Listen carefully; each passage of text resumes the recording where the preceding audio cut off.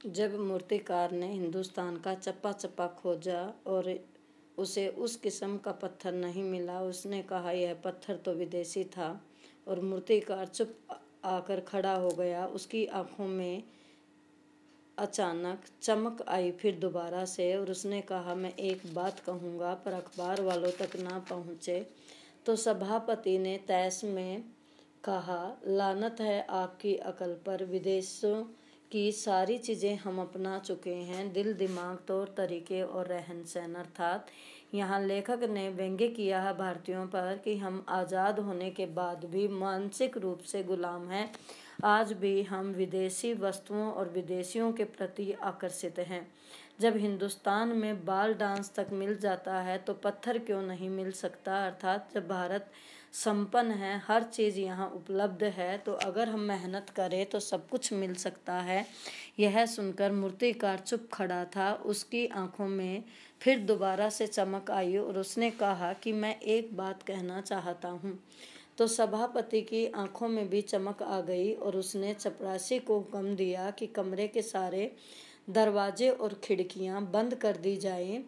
तब मूर्तिकार ने कहा, देश में अनेक नेताओं की मूर्तियां भी हैं, अगर आप इजाज़त दें तो। अर्थात यहाँ फिर लेखक ने व्यंग्य किया है मूर्तिकार पर और सरकारी कर्मचारियों पर कि देश गुलाम से आज़ाद हो गया और जिन नेताओं ने हमें आज़ादी दिलाई आज हम उन्हीं का सम्मान नहीं करते। क्योंकि मूर्तिकार के माध्यम से लेखक ने बताया कि मूर्तिकार ने उपाय बताया कि देश में हर चौराहे पर, हर राज्य में अनेक नेताओं की मूर्तियां हैं। अगर आप इजाज़त दो तो हम उनकी मूर्तियां की नाक नाप कर उससे वहाँ से एक नाक उतार लाएं। तो सबने सबकी ओर देखा, सबकी आंखों में चमक आ गई थी। अर्थात उनको इस बात की परवाह नहीं थी कि देश के स्वतंत्रता सेनानियों या देशभक्तों के मान सम्मान को ठेस पहुंचेगी। केवल उन्हें इस बात की चिंता थी कि जो जॉर्ज पंचम की मूर्ति की नाक की समस्या है वह हल हो जाएगी। और यह सोचकर उन्होंने आपस में एक दूसरे को देखा। सबकी आंखों में चिंता के बाद खुशी तैरने लगी। अर्थात उन्हें एक विश्वास उनके मन में जागा कि अब मूर्ति पर नाक लग जाएगी।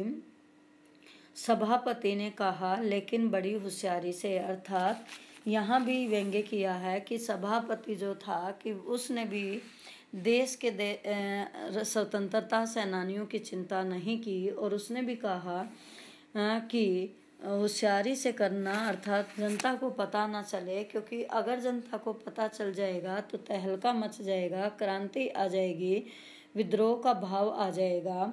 तब मूर्तिकार ने दौरे पर निकला। दादा भाई नौरोजी, गोखले, तिलक, शिवाजी, दिल्ली से वह मुंबई पहुंचा तो इन सब की नाकें उसने टटोली, नापी, गुजरात की ओर भागा, गांधी, सरदार पटेल, महादेव देसाई की मूर्तियों को परखा और फिर बंगाल की ओर भागा। गुरुदेव रविंद्रनाथ टैगोर, सुभाष चंद्र बोस, राजा राम मोहन राय आदि को भी देखा गया, नापा, जो तोला गया, लेकिन सभी नाक लंबी थी। अर्थात यहाँ भी लेखक यह बताना चाहते हैं कि जो स्वतंत्रता सेनानी हैं उनका सम्मान सर्वोपरि है।